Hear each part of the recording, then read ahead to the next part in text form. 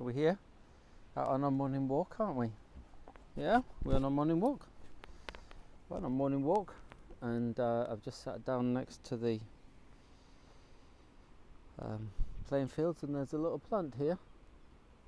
It's, I think it's a variety of St. John's wort, and then there's more over there, and then behind me there's more across the path. St. John's wort is used to treat depression, they say, but I've not met anyone who said, you know, you should take it or eat it, so I'm not going down that path this morning. But that's not what I'm interested in this morning. What I'm interested in is a question that arises that people have wrestled with, and it's something we know. So here's a flower here, all right. How did it come to be here? Well, probably came from that bush there. Well, where did that bush come from? And that's the question we ask. Where are things from? Where have they come from? And so then there's a whole field of natural history where people try and find the source of things, where things came from. And then there's a scientific source. So someone like Charles Darwin, who's been so influential, he understood that things came from things. And he started to wrestle with going back to find where things originated. But him and all his friends, and all that have followed him, have always come to a stop at some point. But where do things come originally from? And nature can't tell us, but the Bible does. And the Bible tells us that everything originates with God. He is the creator. He is the originator of all things. And even today, if you follow some of the scientists, some of scientific thinking of the moment, Darwin's ideas of evolution have pretty well been abandoned. And there's a lot of interest in intelligent design, but very few want to go back to that point where they say the originator is God.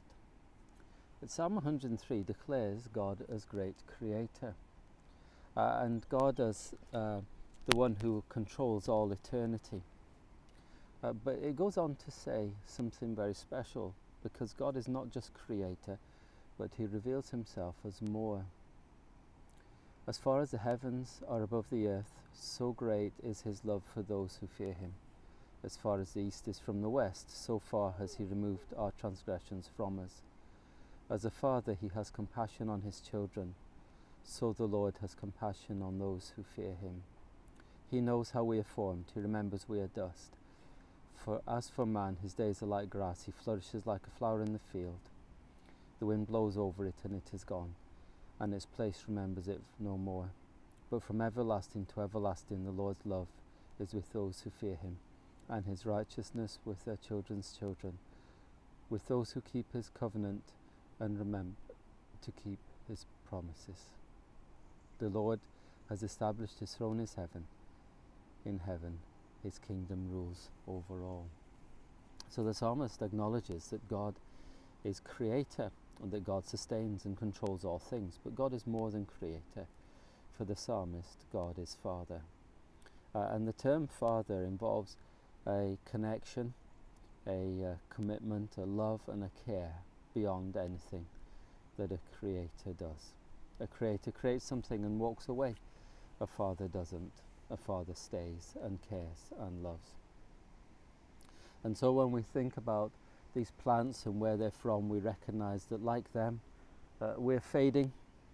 Like them, we come and go. We have our glory days, and then we have our declining days. But we go back to the source of all things, who is God.